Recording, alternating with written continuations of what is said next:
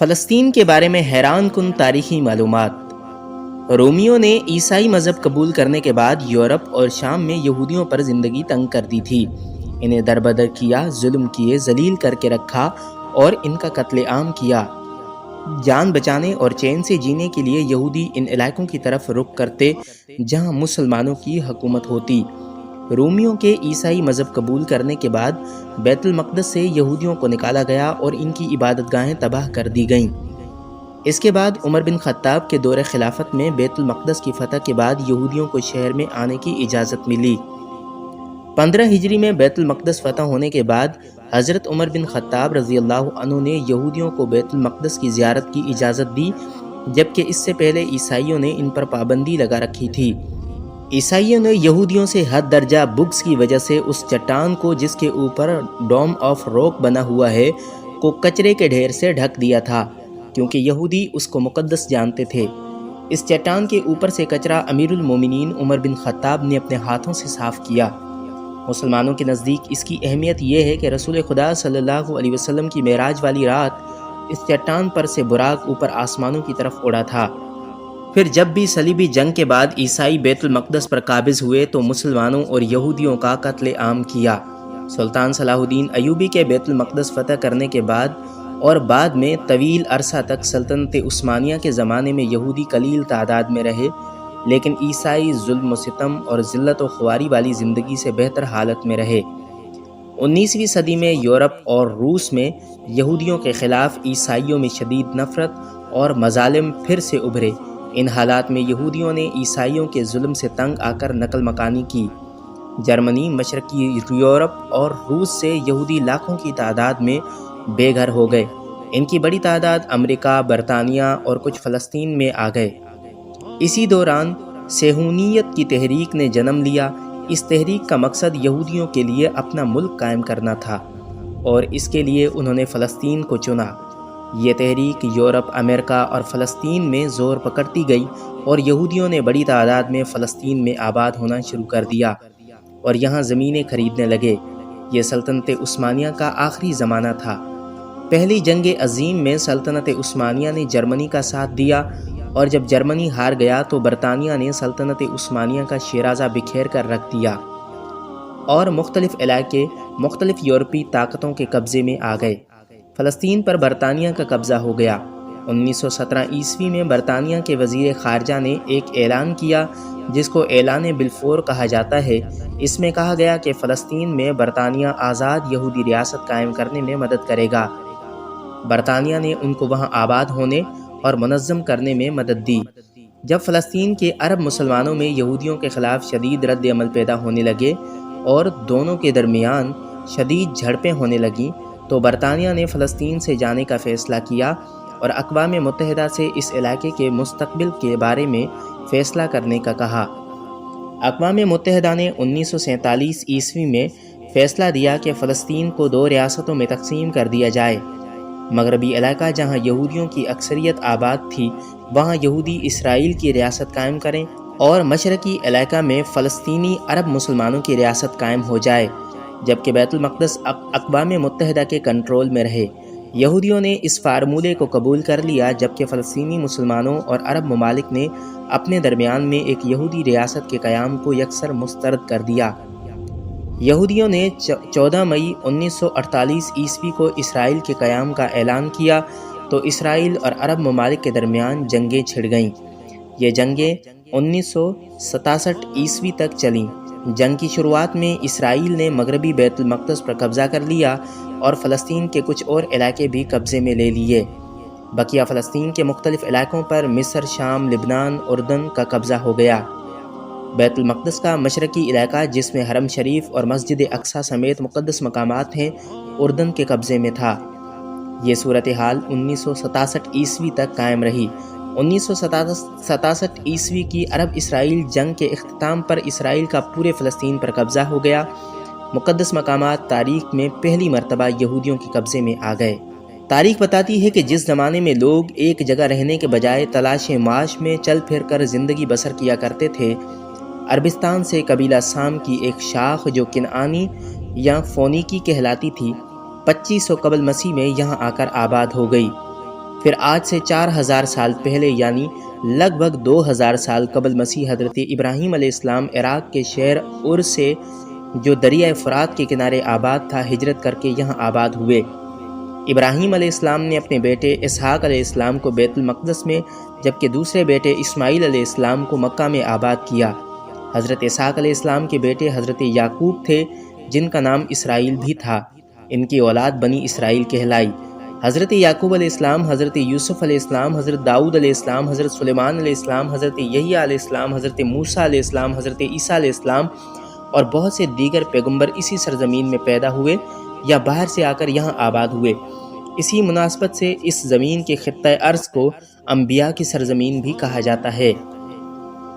ان علاقوں میں عبرانی قومیت کے لوگوں کی آمد کا نشان ولادت مسیح سے لگ بھگ 1100 سال قبل ملتا ہے۔ حضرت شمویل علیہ السلام جو اللہ کے نبی تھے پہلے اسرائیلی بادشاہ تھے۔ انہوں نے کافی عرصہ تک حکومت کی اور جب وہ بوڑھے ہو گئے تو انہوں نے اللہ کے حکم سے طالوت علیہ السلام کو بادشاہ مقرر کیا۔ اس واقعہ کا ذکر قرآن مجید کے پارہ دوم میں سورہ بقرہ کی آیات 247 تا 252 میں ملتا ہے۔ حضرت طالوت علیہ السلام نے 1004 قبل مسیح سے 1020 قبل مسیح تک حکمرانی کی۔ اس دوران میں انہوں نے جنگ کر کے جالوت یعنی غلائت کو مغلوب کیا اور اس سے تابوت سکینہ واپس لے لیا جس میں حضرت ہارون اور حضرت موسیٰ علیہما السلام کے تبرکات تھے۔ حضرت جالوت علیہ السلام کی وفات کے بعد سیدنا داؤد علیہ السلام بنی اسرائیل کے بادشاہ بنے۔ انہوں نے پہلے خلیل اور پھر بیت المقدس میں اپنا دارالحکومت قائم کیا۔ بیت المقدس دنیا کا قدیم ترین شہر ہے۔ یہ دنیا کا واحد شہر ہے جو یہودیوں، مسیحیوں اور مسلمانوں کے لیے یکساں مقدس اور محترم ہے۔ اس شہر کا موجودہ نام یروشلم حضرت داؤد علیہ السلام نے رکھا تھا۔ حضرت داؤد علیہ السلام نے 1004 قبل مسیح سے 965 قبل مسیح تک 33 سال حکمرانی کی۔ ان کے بعد ان کے بیٹے سیدنا سلیمان اعظم علیہ السلام نے 965 قبل مسیح میں حکومت سنبھالی جو 926 قبل مسیح تک یعنی 39 سال قائم رہی۔ حضرت سلیمان علیہ السلام کی وفات کے بعد اسرائیل کی متحدہ ریاست 2 حصوں میں سامریہ اور یہودیہ میں تقسیم ہو گئی۔ دونوں ریاستیں ایک عرصے تک باہم دست و گریباں رہیں۔ 598 قبل مسیح میں بابل کے بادشاہ بخت نصر نے حملہ کر کے یروشلم سمیت تمام علاقوں کو فتح کر لیا اور شہر کی اینٹ سے اینٹ بجا کر بادشاہ اور ہزاروں شہریوں کو گرفتار کر کے بابل میں قید کر دیا۔ 539 قبل مسیح میں ایران کے بادشاہ خسرو پرویز نے بابل کو فتح کیا اور قیدیوں کو رہا کر کے لوٹا ہوا مال واپس یروشلم بھیج دیا۔ 332 قبل مسیح میں یروشلم پر سکندر اعظم نے قبضہ کر لیا اور 168 قبل مسیح میں یہاں ایک یہودی بادشاہت کا قیام عمل میں آیا، لیکن اگلی صدی میں روما کی سلطنت نے اسے زیر نگین کر لیا۔ 135 قبل مسیح میں یہودی بغاوتوں کو کچل دیا گیا۔ اس زمانے میں اس خطے کا نام فلسطین پڑ گیا۔ 20 اگست 636 عیسوی کو عرب فاتحین نے فلسطین کو فتح کر دیا۔ یہ قبضہ پرامن طریقے سے عمل میں آیا۔ 463 سال تک یہاں عربی زبان اور اسلام کا دورہ رہا، تاہم یہودی ایک اقلیت کی حیثیت سے موجود رہے۔ 11ویں صدی کے بعد یہ علاقہ غیر عرب سلجوق، مملوک اور عثمانی سلطنت کا حصہ رہا۔ 1199 عیسوی میں سلطان صلاح الدین ایوبی نے بیت المقدس کو فتح کیا اور یہاں مسلمانوں کی حکومت قائم ہو گئی۔ 4 صدیوں تک عثمانیوں کی حکمرانی کے بعد 1917 میں برطانیہ نے اس خطے کو اپنی تحویل میں لے لیا اور اعلان بلفور کے ذریعے یہودیوں کے لیے ایک قومی ریاست کے قیام کا اعلان کیا گیا۔ فلسطین کی جانب یہودیوں کی نقل مکانی 17ویں صدی کے اواخر میں شروع ہو گئی۔ 1930 تک جرمنی کے یہودیوں پر مظالم کی وجہ سے اس میں بہت اضافہ ہو گیا۔ 1920، 1921 اور 1929 اور 1936 میں عربوں کی طرف سے یہودیوں کی نقل مکانی اور اس علاقے میں آمد کے خلاف پرتشدد مظاہرے ہوئے، لیکن یہ سلسلہ جاری رہا۔ 1947 عیسوی میں اقوام متحدہ کی جنرل اسمبلی نے ایک قرارداد کے ذریعے فلسطین کو تقسیم کر کے ایک عرب اور ایک اسرائیلی ریاست کے قیام کا اعلان کر دیا۔ برطانیہ نے اس علاقے سے 1948 میں اپنی افواج واپس بلا لی اور 14 مئی 1948 کو اسرائیل کی آزاد حکومت کے قیام کا اعلان کر دیا گیا۔ ہونا تو یہ چاہیے تھا کہ اس کے ساتھ ہی فلسطینی ریاست بھی قائم کر دی جاتی، لیکن ایسا نہ ہوا۔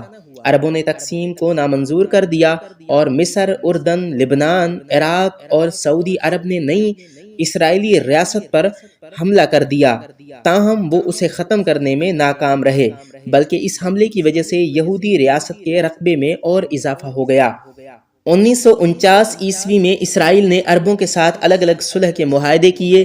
اس کے بعد اردن نے غرب اردن کے علاقے پر قبضہ کر لیا، جبکہ مصر نے غزہ کی پٹی اپنی تحویل میں لے لی، تاہم دونوں عرب ممالک نے فلسطینیوں کو اٹانومی سے محروم رکھا۔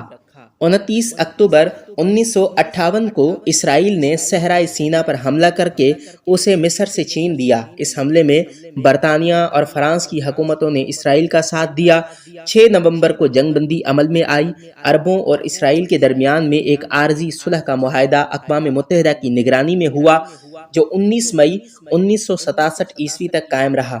جب مصر کے مطالبے پر اقوام متحدہ کی فوجی دستے واپس بلا لیے گئے، مصری افواج نے غزہ کی پٹی پر قبضہ کر لیا اور خلیج عقبہ میں اسرائیلی جہازوں کی آمد و رفت پر پابندی لگا دی۔ 5 جون 1967 کو 6 روزہ عرب اسرائیل جنگ شروع ہو گئی۔ اسرائیلیوں نے غزہ کی پٹی کے علاوہ صحرائے سینا پر قبضہ کر لیا۔ اس کے علاوہ انہوں نے مشرقی یروشلم کا علاقہ، شام کی گولان کی پہاڑیاں اور غرب اردن کا علاقہ بھی اپنے قبضے میں لے لیا۔ 10 جون کو اقوام متحدہ نے جنگ بندی کرا دی اور معاہدے پر دستخط ہو گئے۔ 6 اکتوبر 1973 کو یہودیوں کے دن، مقدس دن یوم کپور کے موقع پر مصر اور شام نے اسرائیل پر حملہ کر دیا۔ اسرائیل نے جوابی کارروائی کرتے ہوئے شامیوں کو پسپائی پر مجبور کر دیا اور نہر سویز عبور کر کے مصر پر حملہ آور ہو گیا۔ 24 اکتوبر 1973 کو جنگ بندی عمل میں آئی اور اقوام متحدہ کی پرامن فوج نے چارج سنبھال لیا۔ 18 جنوری 1974 کو اسرائیل نہر سویز کے مغربی کنارے سے واپس چلا گیا۔ 3 جولائی 1976 کو اسرائیلی دستوں نے یوگنڈا میں NTB کے ہوائی اڈے پر یلغار کر کے 103 یرغمالیوں کو آزاد کرا لیا، جنہیں عرب اور جرمن شدت پسندوں نے اغوا کر لیا تھا۔ نومبر 1977 میں مصر کے صدر انور السادات نے اسرائیل کا دورہ کیا اور 26 مارچ 1979 کو مصر اور اسرائیل نے ایک پرامن معاہدے پر دستخط کر کے 30 سالہ جنگ کا خاتمہ کر دیا۔ اس کے ساتھ ہی دونوں ممالک میں سفارتی تعلقات قائم ہو گئے۔ 3 سال بعد 1982 میں اسرائیل نے مصر کو صحرائے سینا کا علاقہ واپس کر دیا۔ جولائی 1980 میں اسرائیل نے مشرقی یروشلم سمیت پورے یروشلم کو اسرائیل کا دارالحکومت قرار دے دیا۔ 7 جون 1981 کو اسرائیلی جیٹ جہازوں نے بغداد کے قریب عراق کا ایک ایٹمی ری ایکٹر تباہ کر دیا اور 6 جون 1982 کو اسرائیلی فوج نے PLO کی مرکزیت کو تباہ کرنے کے لیے لبنان پر حملہ کر دیا۔ مغربی بیروت پر اسرائیل کی تباہ کن بمباری کے بعد PLO نے شہر کو خالی کرنے پر رضامندی ظاہر کی۔ اسی سال 14 ستمبر کو لبنان کے نو منتخب صدر بشیر جمال کو قتل کر دیا گیا اور 16 ستمبر 1982 لبنان کے مسیح شدت پسندوں نے اسرائیل کی مدد سے 2 مہاجر کیمپوں میں گھس کر سینکڑوں فلسطینیوں کو ہلاک کر دیا۔ اس سفاکانہ کارروائی پر اسرائیل کو دنیا بھر میں شدید مذمت کا نشانہ بننا پڑا۔ 1989 میں انتفاضہ کے زیر اہتمام فلسطینی حریت پسندوں نے زبردست عسکری کارروائیوں کا آغاز کیا۔ 1991 کے آغاز میں جنگ خلیج کے دوران میں عراق نے اسرائیل کو کئی سکینڈل میزائل کا نشانہ بنایا۔